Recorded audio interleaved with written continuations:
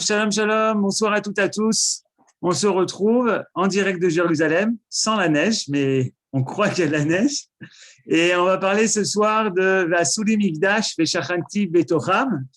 Et c'est peut-être quelque chose de très important entre le Mishkan et le Beit HaMikdash, peut-être les différences ou pas.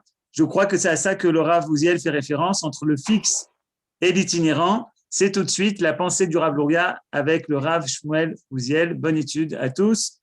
Bien évidemment, les Refoua Shlema de tous les malades et également de Keren Miriam Bat Joëla. Bonne étude.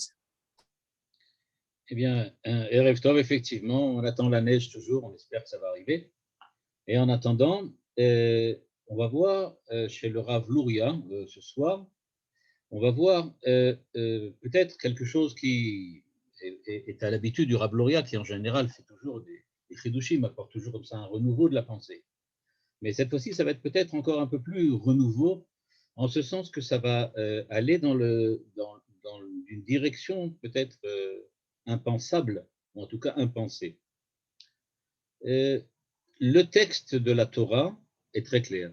Il est écrit que les enfants d'Israël doivent amener leurs dons pour la construction du sanctuaire, pour la construction du tabernacle, et que cette construction, nous dit le Passouk, nous dit le verset, doit se terminer, on va dire comme ça, l'apothéose de cette construction, c'est que les enfants d'Israël, Veshachanti Betocham, que Dieu doit résider Betocham.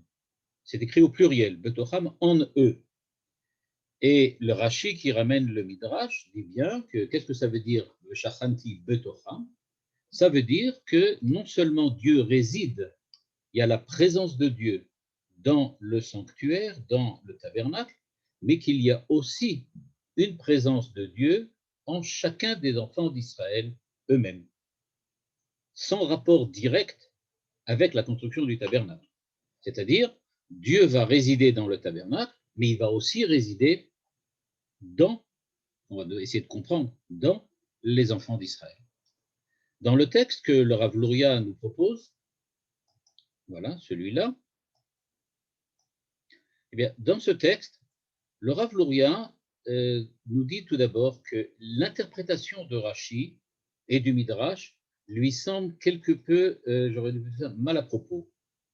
Parce que, en fait, le texte semble dire que l'essentiel de la présence de Dieu serait précisément dans les enfants d'Israël, pas dans le tabernacle. Parce qu'il est bien écrit que Veshachanti Betocham.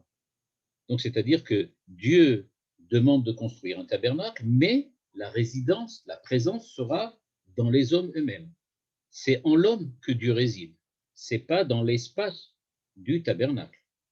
Or, dit le Rav Luria, ça fonctionne pas, cette explication, parce que la fin de la construction du Mishkan, la fin de la construction du tabernacle, telle qu'elle est décrite dans la parashat Pekudei, se termine en disant ou que Vod Hashem Mila et Amishkan. Il n'y a pas écrit que Dieu a résidé et que la présence de Dieu était, on va dire, visible, patente en chacun des enfants d'Israël, mais il y a écrit que l'honneur de Dieu, la présence de Dieu, a rempli le sanctuaire, le tabernacle.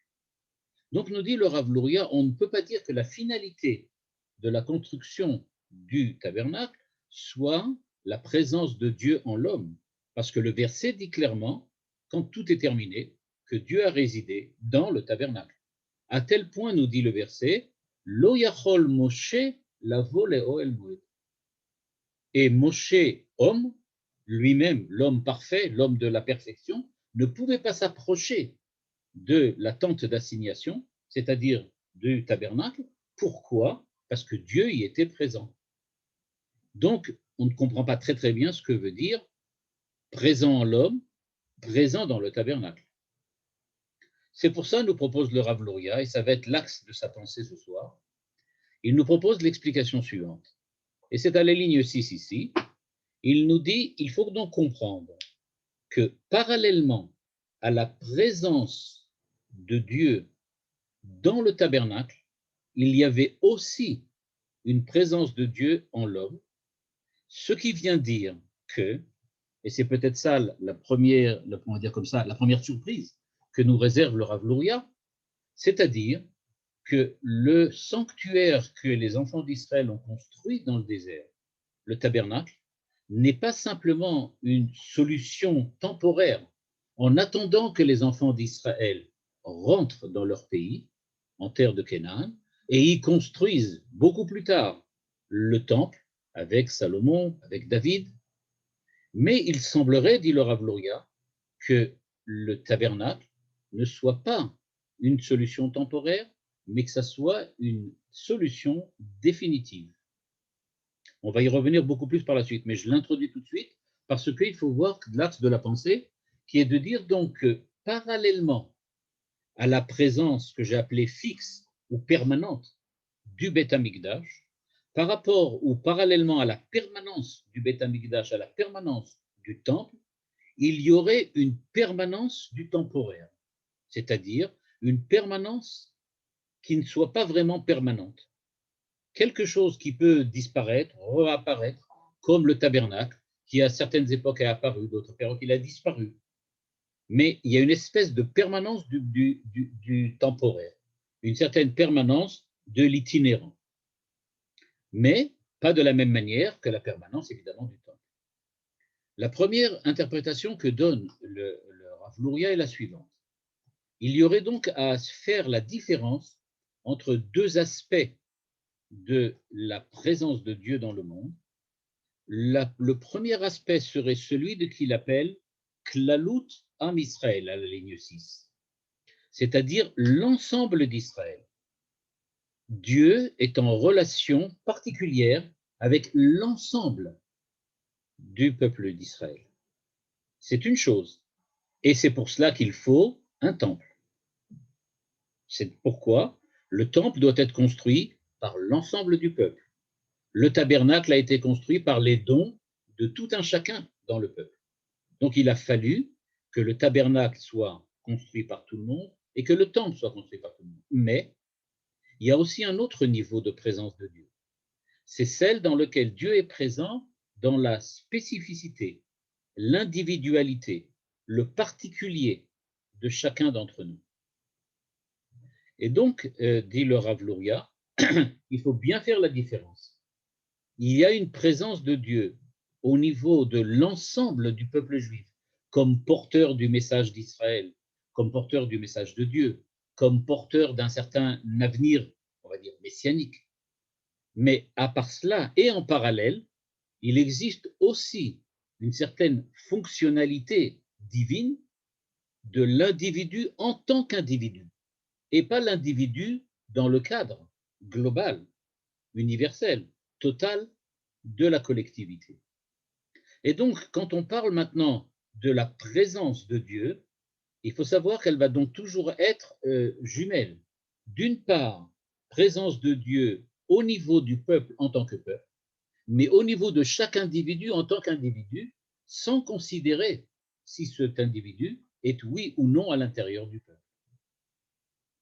C'est pour ça qu'il nous dit, à la ligne 8, en citant un des grands décisionnaires du Shulchan Aruch, בעת שישראל עוסקים בתורה בתכלית הכוונה האמיתית, הם היו מרכבה והיכל לשכינתו יתברך. C'est-à-dire qu'on se doute bien que la présence de Dieu requiert une certaine préparation. Préparation de l'homme, préparation du terrain, on va dire de cette manière-là. Il faut préparer le terrain à la présence de Dieu. On comprend que la construction, les lois concernant la construction du temple, soient les préparatifs indispensables à la venue de Dieu dans le temple, dans le sanctuaire, dans le tabernacle. Au niveau de l'homme, de quoi s'agit-il? Au niveau de l'homme, ce qui fait, on va dire, l'architecture de la présence divine, ou l'architecture nécessaire à la présence divine, c'est ce qu'il appelle Oskim Batora Betachlit Akavana Hamitit. C'est-à-dire l'étude de la Torah, et plus tard il le dira encore une fois, l'accomplissement aussi des commandements, l'accomplissement des mitzvot, c'est la manière de construire un certain paradigme qui va être le nécessaire pour pouvoir accueillir de manière correcte Dieu. Donc, la présence de Dieu, on va dire ça de cette manière-là, la présence de Dieu en l'homme, c'est une présence qui demande à l'homme de se préparer à la venue du divin. Cette préparation, c'est par l'étude de la Torah et l'accomplissement des mitzvot. C'est ça le temple, c'est ça le sanctuaire. C'est là-dessus ou là-dedans que Dieu vient et se révèle. Au niveau du temple lui-même, évidemment, le temple, c'est la présence. Donc, quand le peuple d'Israël a construit le temple, il a donc préparé le peuple dans son entité, dans sa globalité, dans son universalité, à recevoir la présence divine. Quand l'homme seul, individuel, personnellement étudie la Torah, accomplit les mitzvot, il se prépare à la venue de Dieu chez lui, pour lui, en relation avec lui. D'ailleurs, dit le Rav Luria, ça va nous expliquer un enseignement du Talmud qui est extrêmement, on va dire, curieux. Il est écrit dans le traité de Nedarim, qui concerne les vœux, donc, et les serments, que les enfants d'Israël ont perdu la terre d'Israël parce qu'ils n'avaient pas fait la bracha, c'est-à-dire ils n'avaient pas fait la bénédiction sur l'étude de la Torah. C'est-à-dire qu'ils ont été exilés, Avda Haaret, ils ont perdu la terre, ils ont été exilés parce que quand ils étudiaient la Torah, ils ne faisaient pas de bénédiction avant. Et nous dit le Rav Luria à la ligne 11, pourtant, le Beth Amikdash lui-même, à cette époque-là, était encore là. La présence de Dieu dans le Beth Amikdash était aussi toute là. Il était partout. Donc, comment se fait-il que Dieu a disparu ou bien qu'eux étaient exilés? Eh bien, ce qu'il faut comprendre, c'est qu'il y a donc, dit le Rav Luria, deux dimensions à la relation particulière qu'Israël doit entretenir avec Dieu. Il y a une dimension qui est aux dimensions du Beth Amikdash et qui concerne l'ensemble du peuple en tant que personne, et il y a aussi la présence de Dieu qui provient de on va dire comme ça, de l'œuvre, de l'ouvrage des individus, des particuliers qui sont prêts à accepter de vivre en relation présentielle avec Dieu. Quoi qu'il en soit pour le moment, ce qu'on devine ici, en tout cas ce qui se profile derrière l'idée du Rav Luria, c'est donc que le Beth Amikdash et le Mishkan ne sont pas contradictoires, et le fait qu'on ait construit le Mishkan, le tabernacle, avant qu'on ait construit le temple, ça ne veut pas dire qu'il n'était qu'une première étape et qu'il a disparu, et que maintenant on est passé à une seconde étape, qui serait une étape beaucoup plus importante, et qui serait l'étape de ce que j'ai appelé tout à l'heure le fixe, le permanent. On va peut-être même aller un petit peu plus loin. Ce qui se profile derrière l'idée du Rav Luria, c'est que le changement n'est pas moins important que le permanent. Que ce qui va évoluer n'est pas moins, on va dire, performant que ce qui est permanent et fixe. On a tendance, en général, à définir les choses par une définition, c'est le cas de le dire. Une définition, c'est justement ce qui permet de donner une certaine fixité à la chose. Je vais essayer de définir un animal, alors je vais lui donner une définition. Cette définition permet d'introduire à l'intérieur de la classe ou à l'intérieur du groupe, du genre de l'animal, tous les animaux définis par cette définition. Si bien que ces animaux soient grands, petits, jaunes ou verts, ça ne change rien. Ils font partie, d'après la définition, du genre animal. Et donc, d'une certaine manière, on a effacé les changements, on a effacé les différences, on a effacé les mouvements, et on en est resté à la fixité, à la permanence. Ce que nous dit le Rav Luria, c'est qu'au niveau de la présence de Dieu, ce qui est encore beaucoup plus étonnant, on va le voir tout de suite pourquoi, au niveau de la présence de Dieu, il n'y a pas de définition, dans ce sens qu'il n'y a pas une prépondérance au permanent, mais qu'on donne autant d'importance à ce qui change, à la transformation, que ce qui reste tout le temps, ce qui est permanent. Il va donc nous amener sur un terrain très, on va dire ça, très miné, si on peut dire de cette manière-là. Vraiment un champ de mine, puisqu'il nous dit en fait, le Beth Amikdash n'a de sens que parce que parallèlement à lui, il existe aussi ce qui se passe au niveau de l'individu. Ce qui se passe au niveau de la collectivité d'Israël n'a de sens que parce que parallèlement et indépendamment, il y a aussi ce qui se passe au niveau des individus. Et inversement, ce qui se passe au niveau des individus ne peut véritablement prendre sa valeur que s'il y a en arrière-plan la présence du Beth Amikdash. C'est donc qu'à son avis, le Beth Amikdash, le temple, et le tabernacle, le Mishkan, ne sont pas, comme on l'avait dit tout à l'heure, concurrentiels ou contradictoires, mais ils sont parallèles.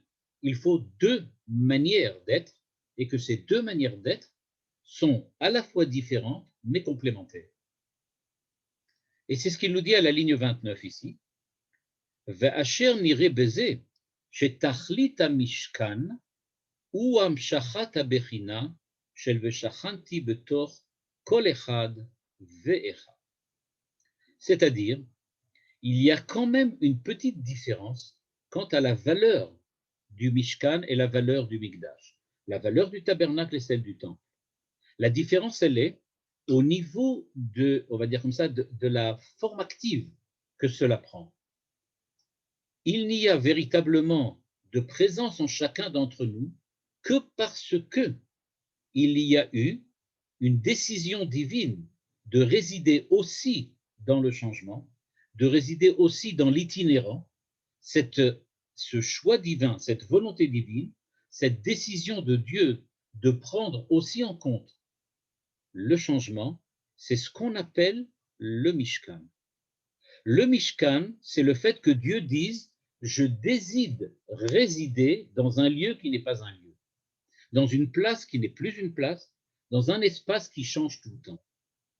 Dieu, en choisissant le Mishkan, n'a pas dit oh, « faites un Mishkan parce que vous êtes en train de vous déplacer, puis ensuite, quand vous arriverez sur la terre, vous aurez le droit et la possibilité de vous installer et donc d'installer aussi pour Dieu une maison, un temple. » Mais au contraire, dit le Rav Luria, si les enfants d'Israël ont construit un Mishkan dans le désert, c'est parce que c'était la décision de Dieu de résider dans le mouvement. Ou, on va le dire de cette manière-là, d'être fixe dans le mouvement, dans le déplacement. Et alors, qu'est-ce qui est fixe alors, si ça se déplace? La réponse, elle est, ce qui est fixe, c'est le déplacement. La seule chose qui est vraiment fixe dans un mouvement, dans un déplacement, c'est le déplacement lui-même.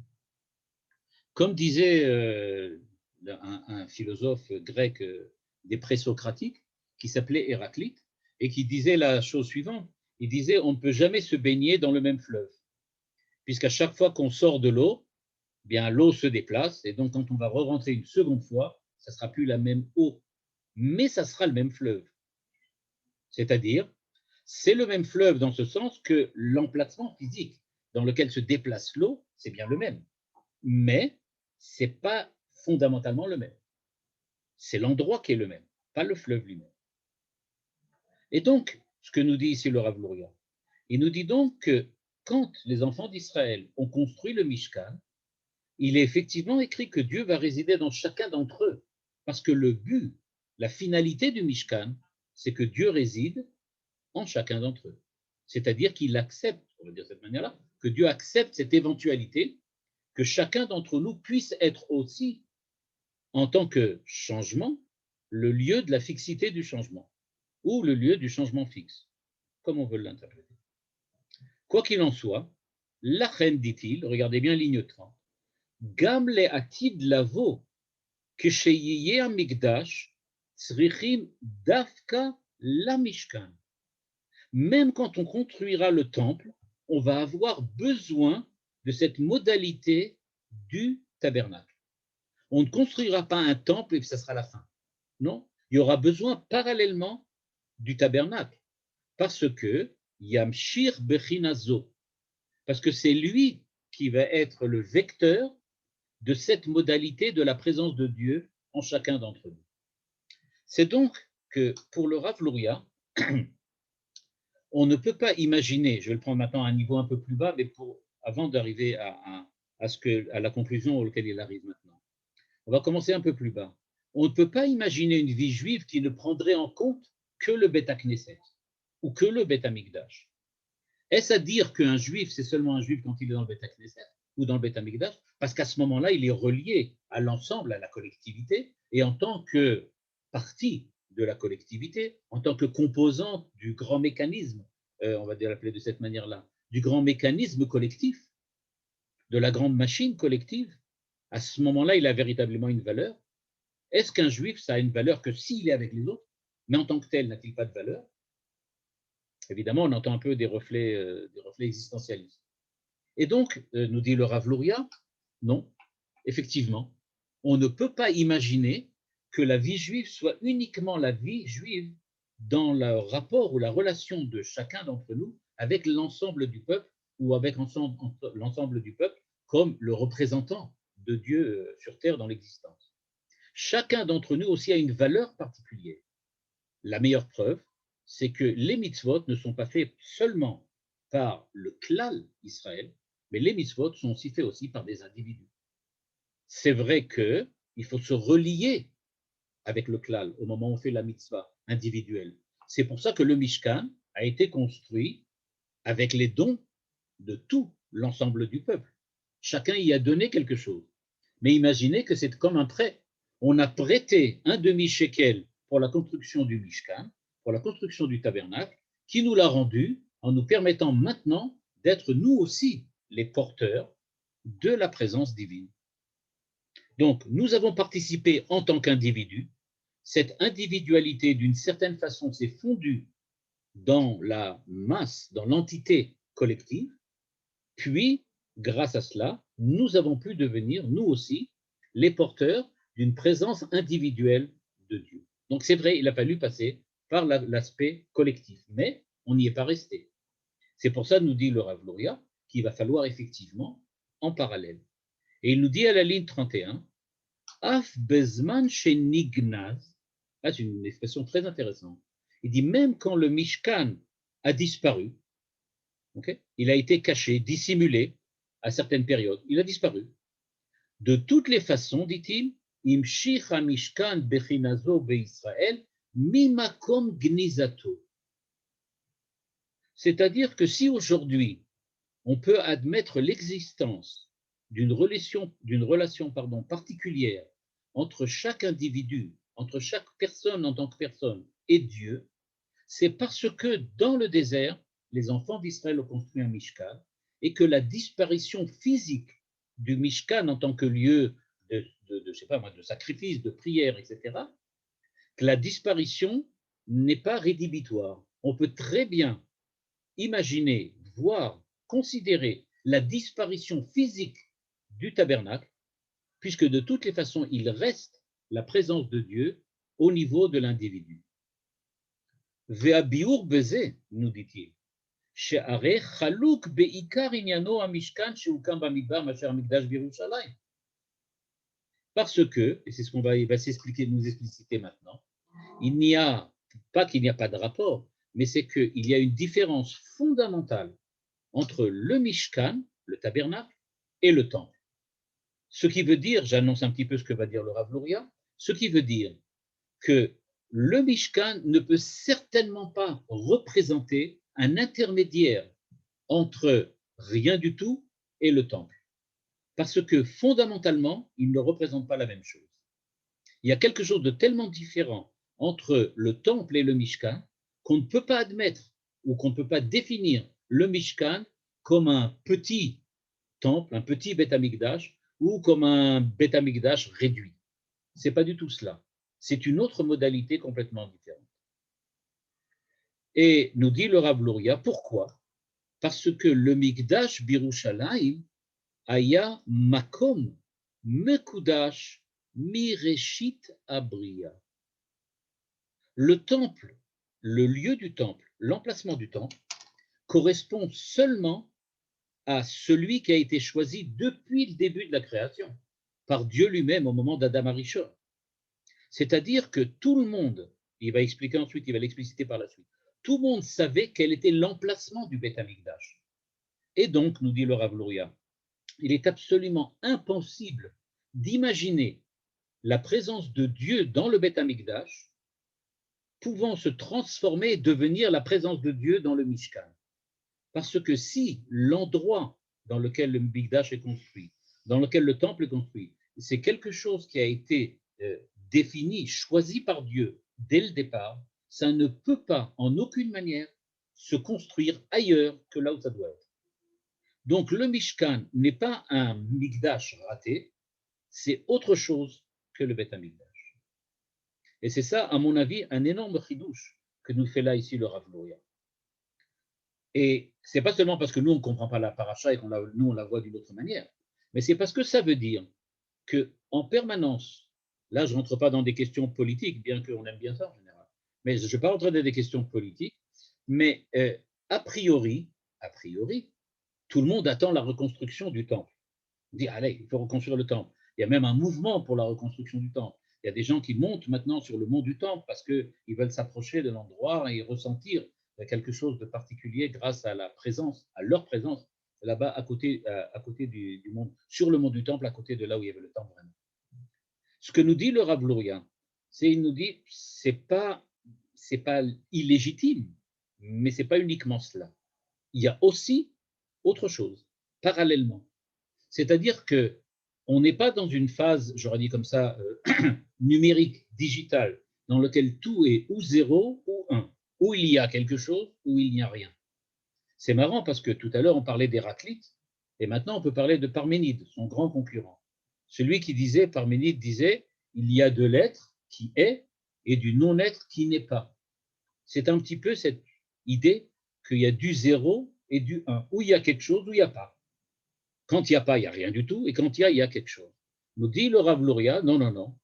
Il y a ce qu'on appelle une logique floue, une logique trouble, qui nous dit que c'est vrai qu'il y a des choses qui ne sont pas, c'est vrai qu'il y a des choses qui sont, mais il y a des choses aussi qui ne sont pas tout à fait. Ce n'est pas qu'elles ne sont pas, mais ce n'est pas non plus qu'elles sont. C'est ce qu'on appelle la Kedusha itinérante. La Kedusha itinérante du Mishkan, elle est et elle n'est pas à la fois. Elle remet en cause Parménide. Parménide nous disait, tu ne peux pas être de deux choses l'une. Ou bien tu es quelque chose, ou bien tu n'es rien. Tu ne peux pas être entre les deux. Eh bien, nous dit le Rav Luria, pas du tout. Le Mishkan, il est et il n'est pas. La preuve, il n'est pas, puisqu'il a disparu. Il est dissimulé, il est mystérieux, il est caché, on ne le retrouve pas. Mais il est quand même, puisque c'est lui qui fait qu'on peut être, nous, en relation particulière, une relation prophétique ou une relation comme chez les tzadikim, comme chez les justes. On peut être en relation avec Dieu directement. Bien que le Mishkan, qui nous octroie cette présence, lui-même n'est pas là. Il est comme un grand absent qui est présent. Et donc, nous dit le Rav Luria, eh bien, quand on regarde bien, le Beth Amikdash, lui, au contraire, il est 0 ou 1. Ou tu l'as construit à Jérusalem, et il est là, ça fait 1, ou il n'y en a pas, ça fait 0. Et quand il n'y en a pas, il n'y en a pas. Il n'y a rien à dire, c'est 0. Il n'y a pas de Beth Amikdash. Aujourd'hui, on ne peut pas apporter de sacrifice, on ne peut pas prier dans le temple, on ne peut pas monter pour des raisons d'impureté, en tout cas dans certaines zones du monde du temple, semble-t-il. Et donc, c'est ou 0 ou 1. Par contre, le Mishkan, ce n'est pas 0 ou 1. Ça peut être flou, entre 0 et entre 1, entre rien et tout. Il y a quelque chose. Il y a du quelque chose entre les deux. Et nous explique le Rav Luria, si on regarde bien, eh bien, quand les enfants d'Israël ont construit le Beth Amikdash, je suis ici à la ligne 36, eh bien, Adam Arishon, nous dit-il, Caïn, Evel, Noach, Abraham, Yitzhak, Yaakov, tous ont été apportés des sacrifices à cet endroit-là, et tout le monde savait, dit le Rav Luria, que c'était l'endroit dans lequel il fallait apporter les sacrifices. Il n'y avait aucun doute là-dessus. Donc, c'est bien clair que ça a toujours été là. C'était cet endroit-là. Donc, il nous dit, ce n'est pas du tout possible de penser que le Mishkan soit un remplacement du Beth Amikdash. Imaginez, dit le Rav Luria, les descendants d'Abraham, Yitzhak et Yaakov qui se sont déplacés jusqu'à Jérusalem pour apporter leurs sacrifices, ces descendants-là qui décident qu'eux, ils peuvent apporter des sacrifices au milieu du désert sans aucun rapport avec Jérusalem. Ça ne veut rien dire, ça n'a aucun sens. Donc, nous dit-il, ligne 37, là où c'est souligné, Omnam Mishkan, Inyan Acher Hayabo. Ce qui fait la valeur du Mishkan, nous dit le Rav Luria, c'est pas le fait qu'il a été choisi par Dieu, mais chez Echan, chez Israël et Kimu Oto, Naasa Oto Makom Kadosh, Bekdushat Mikdash Beshchinato Betocho. Si on imaginait jusqu'à présent que le Mikdash est véritablement beaucoup plus important que le Mishkan, le temple de Jérusalem, c'est le summum de la sainteté. Il est beaucoup, on ne peut même pas comparer le tabernacle du désert avec le temple de Jérusalem. Nous dit le Rav Luria, c'est vrai, d'après la modalité parménidienne du fixe, du permanent, celui qui dit qu'il y a ou 0 ou 1. Mais si on regarde maintenant le monde héraclitéen, on va se retrouver dans autre chose. Le Mishkan, c'est celui qui est capable de donner une valeur à l'endroit où il est. Ce n'est pas lui qui récupère sa valeur par l'endroit dans lequel il se situe, mais c'est lui qui donne à l'endroit où il est la valeur. C'est pour ça, nous dit-il, que quand les enfants d'Israël ont construit le tabernacle là où ils voulaient le construire, eh bien cet endroit est devenu le Jérusalem de là où ils étaient. Évidemment, ce n'est pas Jérusalem d'Abraham, Yitzhak et Yaakov, ni celui de Adam Arishon et de Caïn et de Hével. Mais il y a une modalité de la présence de Dieu du Beth Amikdash qui est là parce que les enfants d'Israël, là où ils sont, ont décidé de le construire à cet endroit-là. Et ce qui est important de noter, c'est que la deuxième différence que peut-être vous n'avez pas remarquée et que le Rav Luria souligne maintenant, il nous dit, regardez bien, le Mishkan a été construit par qui? Par Moshe évidemment, Betzalel, Betzalel ben Aholiab. Mais qu'est-ce qui est aussi d'important? C'est que tous les enfants d'Israël y ont apporté leur don, leur trouma. Ils ont apporté le fait qu'ils ont chacun a donné quelque chose. Par contre, quand Salomon a construit le temple, il n'a pas vraiment demandé aux enfants d'Israël de participer à la construction.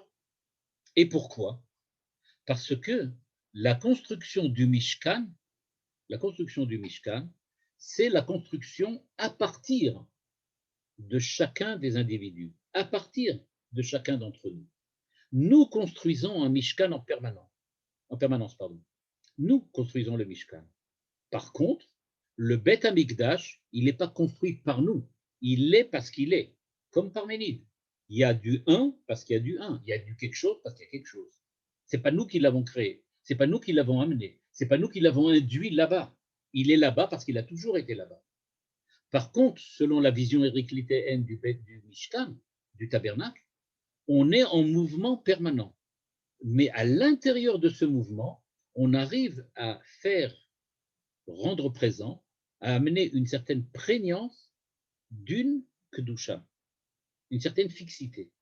Mais c'est une fixité qui va bouger, qui va se déplacer. C'est donc, nous dit le Rav Luria, grâce au fait que les enfants d'Israël ont offert l'argent, le demi-shekel, qu'on a pu construire le Mishkan.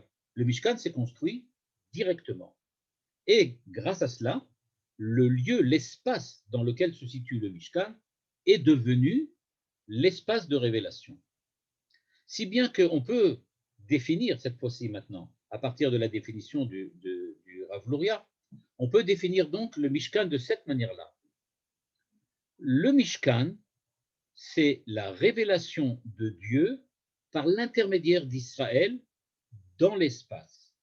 Le Beth Amikdash, c'est la révélation de Dieu à Israël dans un certain espace. C'est-à-dire que l'espace avait déjà une certaine présence divine et c'est elle qui se révèle à celui qui vient là-bas. Nous venons à la rencontre de Dieu dans le Beth Amikdash. Nous venons rencontrer Dieu dans le temple. Par contre, c'est nous qui demandons à Dieu de venir chez nous dans le Mishkan. C'est donc deux modalités complètement différentes de l'être juif. L'être juif du Mishkan, c'est l'être juif de celui qui est en perpétuel mouvement et qui est en perpétuel changement. Chacun d'entre nous change, devient, on a un devenir. C'est dans le devenir de chacun d'entre nous qu'on arrive à donner une certaine fixité à la présence de Dieu. On arrive à rencontrer Dieu dans le mouvement et le changement. C'est grâce au Mishkan. Par contre, le niveau du Mikdash, c'est nous qui venons à la rencontre de Dieu qui a toujours été là. Peut-être, ça c'est moi qui le dis, le Rav Luria ne le dit pas, mais peut-être, je propose ça, peut-être que c'est cela ce qu'il faut voir dans l'épisode de la faute de Adam Arishon. Au moment où Adam Arishon a fauté, et qu'est-ce qui était en jeu? Ce qui était en jeu, en fait, c'était de savoir, est-ce que Adam Arishon va rester dans le Gan Eden, dans le paradis, et la résidence permanente de Adam Arishon dans le paradis, c'est un petit peu le temple. C'est-à-dire, Dieu a toujours été là, puisque c'est le paradis, c'est le Gan Eden. Dieu a toujours été présent, comme le texte nous le raconte, le texte de Bereshit, quand il dit que Dieu se promenait là-bas et qu'il a rencontré là-bas Adam Arishon et qu'il lui a parlé, il lui a adressé la parole. C'était le lieu, l'emplacement où Dieu était déjà là. C'est-à-dire que ce qui s'est placé devant Adam Arishon, c'était la chose suivante. Est-ce que je vais continuer à être invité à l'endroit où Dieu se situe, ou bien je vais être exilé, c'est-à-dire que je vais entamer une autre histoire, une histoire dans laquelle c'est à Dieu de me suivre quand moi je pars en exil. Comme le dit le texte du Talmud très très connu, qui dit que chaque endroit où les enfants d'Israël ont été exilés, la présence de Dieu les y a suivis. C'est donc que l'alternative qui était devant Adam Arishon et celle qu'il a en fin de compte décidé de choisir, quand il a décidé de choisir de manger du fruit, c'est qu'il a décidé que c'est Dieu qui dorénavant le suivra dans son exil et pas lui qui restera chez Dieu dans le Gan Eden. Est-ce que c'était une erreur? Ben oui, c'est ce que nous dit le texte. Le texte nous dit qu'il a fauté. C'était une erreur. Il aurait dû accepter de rester là où était Dieu. Mais peut-être qu'en fin de compte, si on regarde ça d'une manière plus globale, et qu'on admet qu'en fin de compte, la faute du premier homme ne peut pas être vraiment une faute dans le sens d'une erreur absolue. Ce n'est pas vraiment une erreur absolue. C'est une erreur de timing, c'est une erreur de temps, il y a un délai. Ce que voulait faire en fait Adam Arishon, c'est le retour dans le temple après avoir été dans le Mishkan. On a besoin aujourd'hui du Mishkan parce qu'il manquait à la permanence du temps la profondeur du changement et la profondeur de l'évolution. Quelque chose qui est toujours identique à lui-même et qui ne change pas, peut-être, nous dit le Rav Luria, qu'on ne peut pas véritablement en percevoir toutes les facettes et toutes les modalités. Quand on est toujours face à la même chose, au même mur blanc, il est difficile d'y voir quelque chose de nouveau. Pour percevoir du nouveau dans du permanent, il faut qu'il y ait du changement. Et c'est ça ce que Adam Arishon a voulu faire, c'est-à-dire être capable de discerner du changement, de discerner une évolution, pour pouvoir comprendre que même le permanent et le fixe évoluent. Comment? En restant permanent malgré les éventualités de changement qu'ils auraient pu avoir. Ce qui veut dire, nous dit le Rav Luria à la ligne 8 ici, le Orzéniré, nous dit-il, qui yesod המשכת הקדושה בכל אחד מישראל, ברק על ידי הקמת המשכן. On est d'accord. שהיה זה יסוד לעניין זה של המשכת שכינה למקום חול. Regardez bien. Il nous dit, regardez, le Mishkan a quelque chose que le Beth Amikdash n'aura jamais. Le Beth Amikdash a été édifié sur un endroit, un espace qui, dès le départ et a priori, était déjà un endroit, un espace où Dieu était là. Il était déjà là. Il a fallu simplement y construire quelque chose qui vienne accueillir l'homme face à la présence de Dieu. Mais il dit de pouvoir transformer l'espace et lui donner une dimension de sainteté, c'est-à-dire une dimension de présence divine, alors que le monde tel qu'il est a priori n'en a pas, c'est seulement grâce au Mishkan. Et donc, nous dit-il, c'est pour cela que, à partir du moment où le temple a été détruit, il a fallu que les enfants d'Israël passent ailleurs, pas parce que le temple détruit implique nécessairement le fait de partir en dehors d'Israël. On aurait très bien pu imaginer de rester en Israël sans le temple.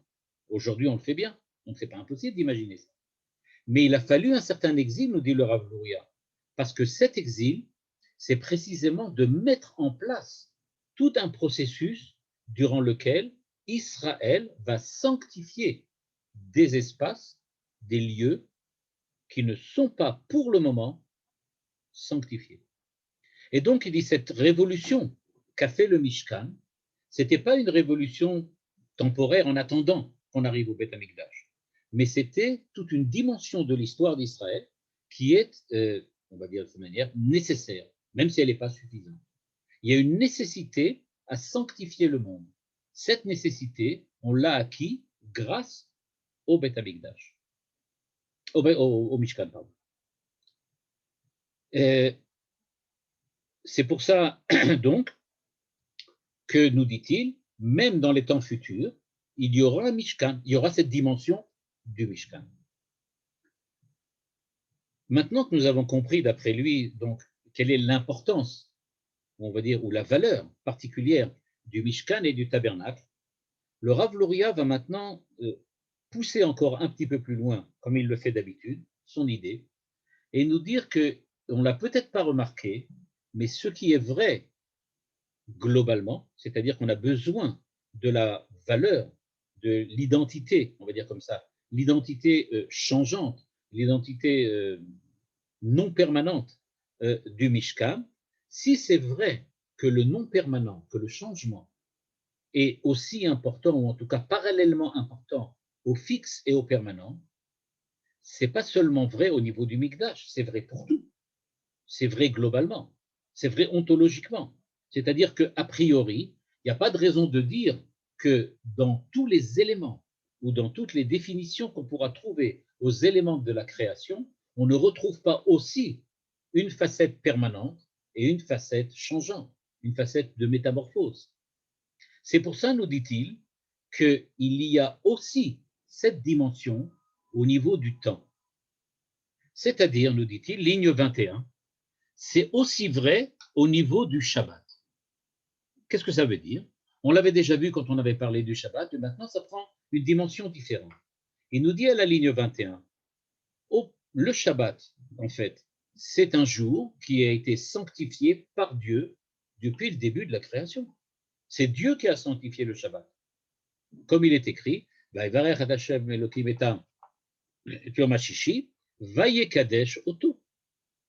c'est-à-dire qu'il a été sanctifié par qui?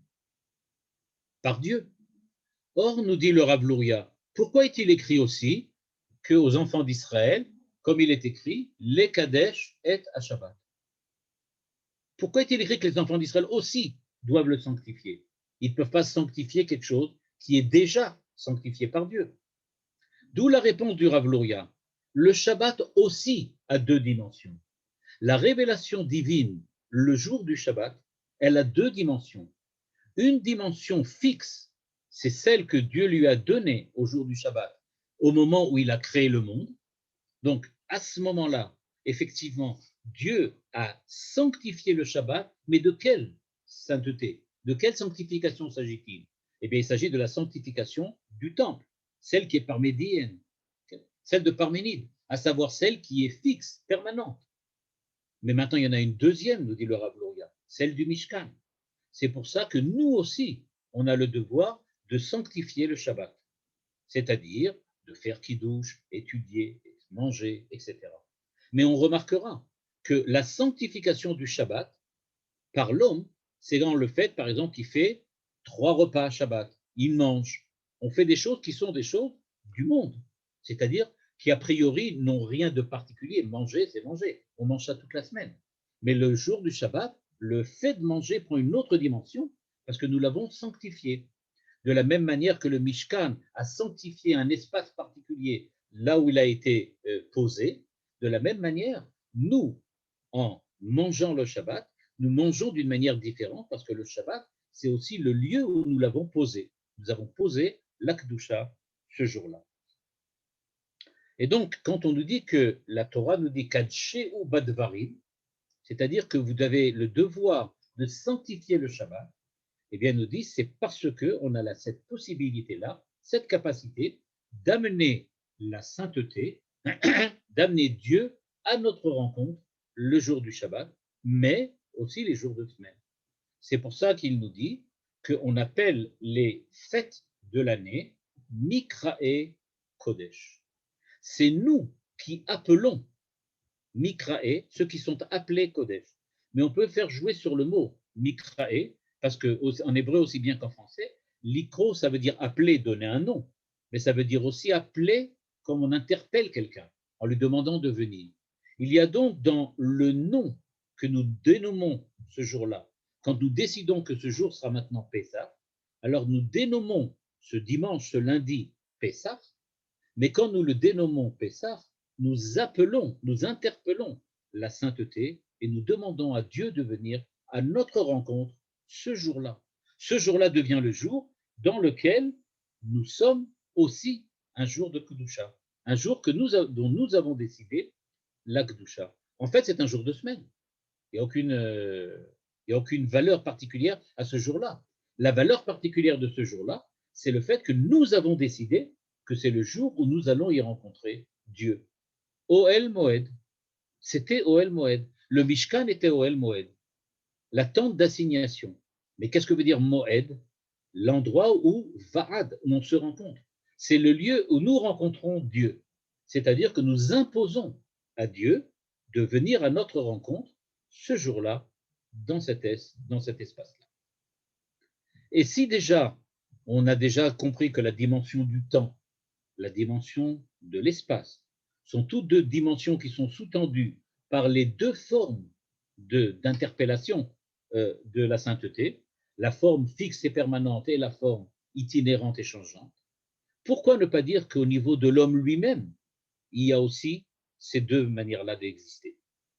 Et nous dit le Rav Luria, d'un certain point de vue, les enfants d'Israël, en tant qu'enfants d'Israël, c'est-à-dire la valeur d'Israël en tant qu'Israël, est une valeur que les enfants d'Israël ont reçue intrinsèquement parce qu'ils étaient les enfants d'Abraham, d'Isaac et d'Yaakov. Comme il est écrit, il le dit ici, la ligne 9, Nikreu Beni Bechori. Nous sommes le fils aîné de Dieu. Nous sommes le fils aîné de Dieu. En tant que fils aîné de Dieu, évidemment, on ne peut pas changer les liens de famille. C'est comme ça. Il est notre papa et on est son enfant. Donc ça ne se change pas. C'est quelque chose de fixe, c'est quelque chose de permanent. Il n'y a pas quelque chose qu'on peut transformer. Et c'est pour ça qu'il nous dit Ra'ata shifra alayam mashelo ra'u nevi'im. Et donc à ce moment-là, quand les enfants d'Israël sont sortis d'Égypte, eh bien ce qu'on voit, c'est que tout le monde a pu apercevoir Dieu, même on va dire comme ça, d'une façon que les prophètes n'ont pas pu atteindre et s'assigner. Or, dit le Rav Luria, Vezelo itachem, ela im ken, haya lahem kvar kdushat Israël shlema. C'est-à-dire qu'on ne peut pas admettre qu'une servante puisse voir plus de Dieu que le prophète Isaïe, si ce n'est qu'en fait, elle a toujours été en permanence en relation avec Dieu. Simplement, elle ne l'avait pas vraiment authentifié. Mais elle y était vraiment. Et donc, nous dit le Rav Luria, le fi à me voir niré, qui omnam ayu kedoshim bekdushat Israël, aval lo mitzad atzmam, ela mitzad bene aavot, nityachasu achareem bekdushat Israël.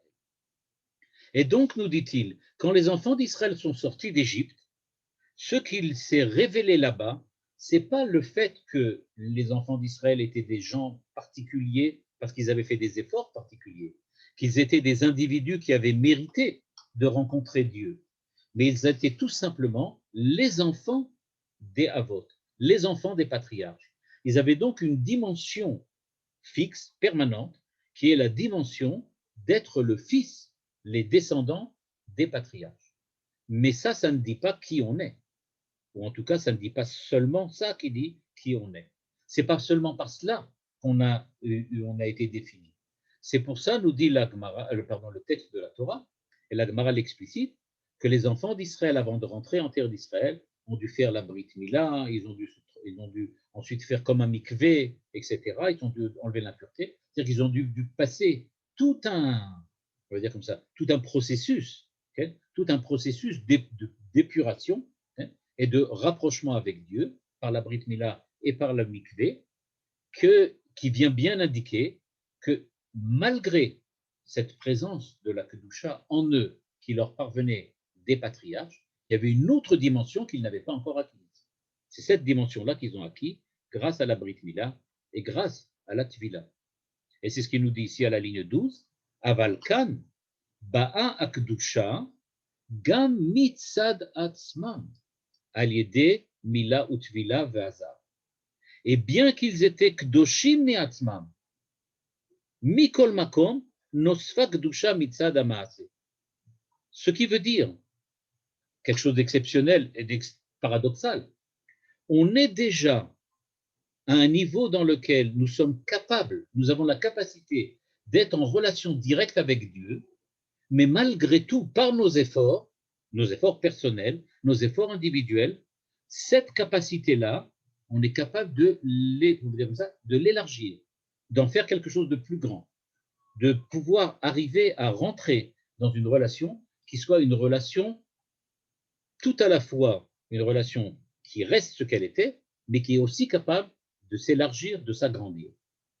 Je rappelle qu'il y a un enseignement, là aussi le Rav Luria ne le ramène pas ici, mais elle est important pour nous. Il y a un enseignement très très connu qui dit que la définition du Beth Amikdash, du temple, c'est l'endroit qui n'en est pas un. C'est ça ce que dit la Gemara. Le Beth Amikdash est un endroit qui n'en est pas un. Pourquoi? Parce que quand les enfants d'Israël étaient le jour de Yom Kippour dans le temple, tout le monde était serré tellement il y avait de monde dans un espace aussi petit.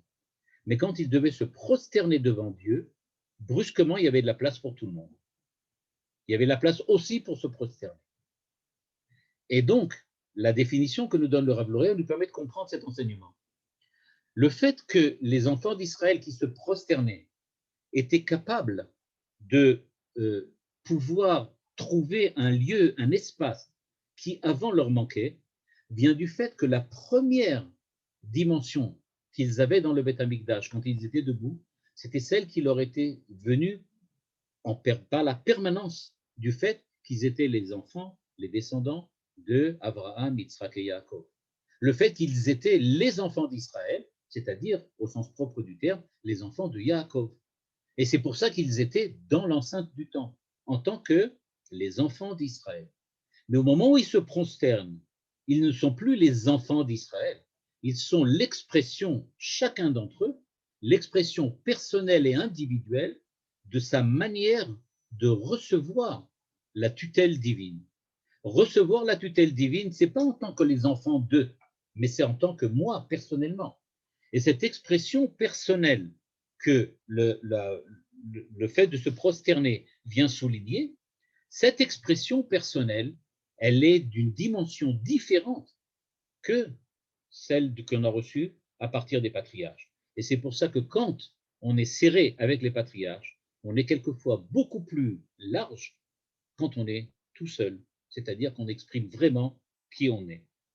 Et nous dit le Rav Luria dans la dernière phrase de son texte, Ve'imshichu beze koach sheyicholim lamshir bdusha gam al mi she'eno mizera Avraham ve'em agirim.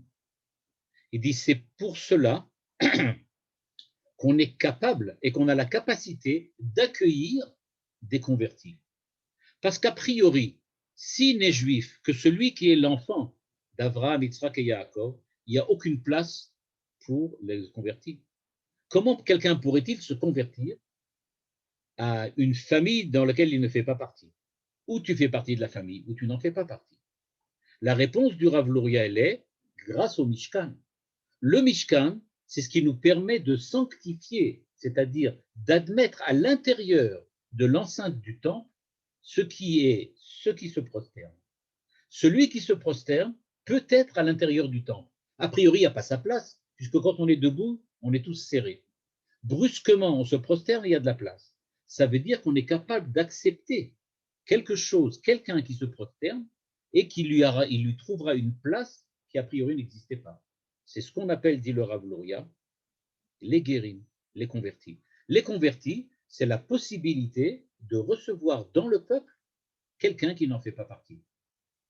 Et donc, évidemment, quelqu'un qui est parti d'Israël, nous dit, il y a donc une deuxième dimension. Première dimension, les guerres, l'étranger, celui qui va se convertir, et évidemment celui qui a fauté, qui peut faire tchouva. Donc, nous dit le Rav Luria, en résumé et en conclusion, eh bien, le Mishkan, c'est ce qui nous permet de faire tchouva, c'est ce qui nous permet d'accepter les guérim, les convertis, et donc c'est ce qui donne la possibilité à la Torah d'avoir une permanence dans le changement, c'est-à-dire de continuer à perdurer en tant que Torah, même quand il y a des changements, et même quand il nous semble qu'il n'y a plus de place pour les choses qui se transforment. Voilà, il me semble que, j'espère en tout cas que c'était clair. Et si vous avez des questions, avec plaisir. Merci Rav Uziel. C'est le moment de poser vos questions. Il y a eu quelques réactions par chat. On va peut-être lire, moi, j'ai une question à poser au Rav. Allez-y, Suzy. Et Rav, il n'y a pas un danger de voir encore maintenant la possibilité de cette kedusha itinérante dans la galoute? Et elle serait dangereuse, pourquoi? Enfin, je veux dire, de ne pas permettre une alia vers le temple, entre guillemets. C'est-à-dire qu'il faudra toujours savoir, c'est ce que nous dit le Rav Luria, qu'il y aura toujours les deux en permanence. Il n'y aura jamais seulement le temple. Ce sera toujours en permanence le temple, qui est, comme on a dit, la représentation de la présence divine définitive, fixe et permanente, parallèlement avec une possibilité de transformer aussi le monde. En fin de compte, le Mashiach, c'est-à-dire les temps messianiques, ne sont pas uniquement un retour en arrière, c'est aussi ce qui intervient après 2000 ans d'histoire. Donc c'est bien pour nous dire qu'il y a une avancée, on va vers quelque chose, on élargit ce qu'il y avait au départ. On ne va pas simplement revenir au Gan Eden, mais je vais donner une image qui peut être le truc. Si le Gan Eden, c'était, mettons, la terre d'Israël ou Jérusalem à l'époque d'Adam Arishon, quand on y reviendra, ça sera le monde entier. D'accord, je comprends. Merci. Rav, est-ce qu'on pourrait dire que le Mishkan, par rapport au Beth Amikdash, joue le rôle d'un révélateur? Oui, il joue le rôle d'un révélateur, c'est-à-dire qu'il révèle les dimensions du changement qu'il y a dans le permanent. Mais là, c'est un peu compliqué de rentrer là-dedans, mais c'est ce que veut dire le Rav Luria. Il veut dire que la permanence, en tant que permanence, si on ne la regarde que d'une manière parménidienne en disant c'est 0 ou c'est 1, à ce moment-là, on ne sortira jamais ou du 0 ou du 1. C'est-à-dire que les choses restent telles qu'elles sont, et ça veut dire qu'il y a une certaine absurdité de l'histoire d'Israël.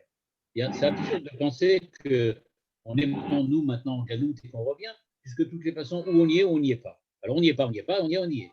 Par contre, il dit, c'est effectivement, ce qui se révèle, c'est qu'en fait, dans le Beth Amikdash, dans le Gan Eden, Dieu se déplaçait. C'est-à-dire qu'en fait, il y avait quelque chose à faire dans le Gan Eden.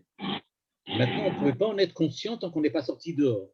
C'était le choix, on va dire, existentiel qu'a fait Adam Arishon. Il a choisi de sortir dehors et de mettre en exergue, justement, cet aspect changeant qu'il y aurait dans la permanence. Bien. Daniel, ouvrez votre micro. Hop.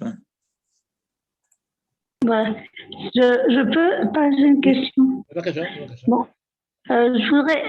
Est-ce qu'on pourrait dire que, en fait, la dimension du Mishkan, c'est en fait quand on était en galoute, En fait, la dimension du Mishkan, c'est la possibilité d'être en galoute.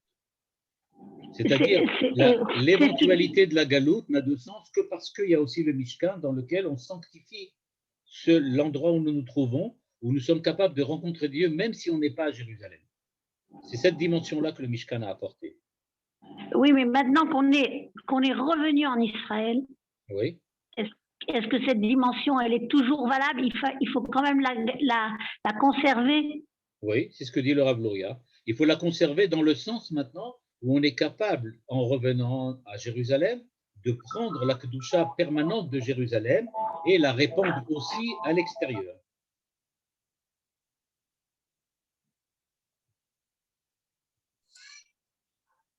Merci, j'ai mieux compris là maintenant. Rav, c'est aussi peut-être également une des raisons pourquoi le don de la Torah n'a pas été fait en Israël, mais justement en extérieur. Tout à fait. C'est parce que là-bas, on a besoin effectivement que ça soit quelque chose qui soit dirigé vers l'extérieur, vers le changement et le mouvement, et pas seulement à l'intérieur. Ça me fait penser au débat sur l'inné et l'acquis. L'inné, ce serait le Mikdash et l'acquis, le Mishkan. Maintenant, le lien entre les deux, le lien entre les deux comme tel, il manque quelque chose, je n'ai pas bien touché. Eh bien, c'est parce qu'on ne peut pas véritablement acquérir quelque chose si on n'a pas un inné d'abord. On a évidemment un inné avant d'acquérir quelque chose, toujours. Mais c'est vrai aussi que ce qu'on a inné, on ne le voit vraiment que quand on est capable d'acquérir quelque chose. C'est-à-dire qu'il y a toujours les deux à la fois. On voit, on découvre ce qu'on a en nous quand on est capable de faire quelque chose avec. Et inversement, on ne peut rien faire si on n'a pas quelque chose au départ. C'est Manitou disait toujours, on ne peut rien créer à partir de rien. C'est pour ça que Bereshit bara Elokim et Hashamayim et Haaretz, ça ne veut pas dire que ça a été créé à partir de rien. Ça a été créé. Il est magnifique. De quelle école il vient, le Rav Luria? Est-ce que vous pouvez nous en parler une fois ou bien, je ne sais pas moi. Le Rav Luria, il est venu, lui, il vient, comme je l'expliquais, il vient, en fait, il y a deux écoles importantes chez le Rav Luria dans lesquelles il vient. Il est une espèce de météore comme ça, qui est venu d'une part du monde de la Chassidoute, c'est-à-dire qu'il est venu, il est Chassidoute Sloni, c'est-à-dire que c'était quelqu'un qui vient du monde de la Chassidoute, mais comme j'ai expliqué, il était aussi quelqu'un qui avait dirigé un collège d'études talmudiques. Donc, il était aussi extrêmement, on peut dire, lituanien dans son idée. Et à part ça, il se fondait toujours sur la Kabbale du Harizal. C'est-à-dire qu'il était à la fois kabbaliste, à la fois halachiste et à la fois chassid. Il avait toutes ces dimensions-là. Et c'est ce qui fait qu'il est un peu un météore parce qu'il fait croiser on va dire comme ça, des champs qui sont des champs a priori pas contradictoires, mais certainement différents, ou se plaçant à des niveaux ou des dimensions différentes. Il est capable de les faire s'interchoquer et arriver à ressortir d'un certain nombre de nouvelles dimensions de pensée à partir de cette articulation des différentes possibilités. Toda, Alex? Oui, merci Rav. Je voulais vous demander, déjà quand une remarque, une question, quand vous dites que la Shrina, quand la Shrina est en galoute, quand on est en galoute, qu'elle part avec nous quand on est en galoute. Je crois que c'est Manitou qui disait que elle est en galoute au même titre que nous on l'est. Elle ne nous suit pas. Elle est en même temps, elle n'est pas à son endroit. Et dans toute la paracha de Réé, on dit vers l'endroit que je vous indiquerai. Alors, il n'y a plus de notion de sainteté de l'endroit, vu que finalement, le monde entier est appelé à être saint.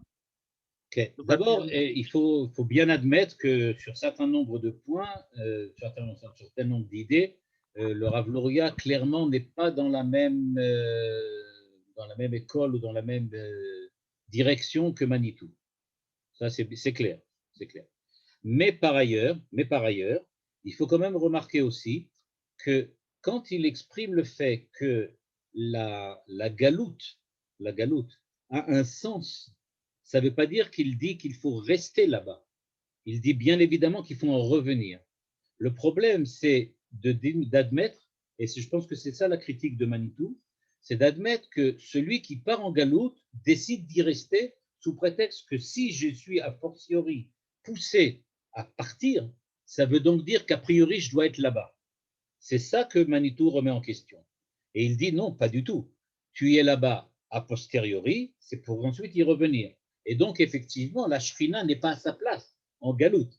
Mais maintenant qu'elle est là-bas, elle est là-bas parce que nous avons la possibilité de prendre, bon, je rentre pas dans les notions kabbalistiques, de prendre là-bas quelque chose qui fait qu'on est capable de le ramener aussi à l'intérieur. C'est un petit peu ça la différence. Comme vous dites, c'est temporel. Ça peut pas être dans l'éternité. Ça veut dire c'est un moment précis et quand le temps du retour est arrivé, ben, il faut suivre le mouvement, quoi. Faut pas s'éterniser. C'est clair, c'est clair. Qu'à partir du moment où dans le temps il faut revenir, alors effectivement, il n'y a pas de raison de rester en dehors. C'est ce qu'il disait que c'est plus du tout, on parle plus du tout d'une galoute, d'un exil, mais on parle d'une diaspora, c'est-à-dire des gens qui acceptent volontairement de partir à l'extérieur et de rester là-bas, parce qu'ils considèrent maintenant que c'est ça l'avenir l'avenir d'Israël et de rester en galoute. Ça, c'est certainement pas, le Rav Luria est certainement pas d'accord avec ça.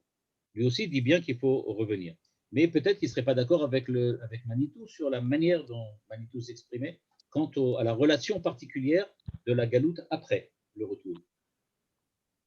Merci beaucoup, Rav. Merci beaucoup, Rav. Merci beaucoup, Rav. Merci.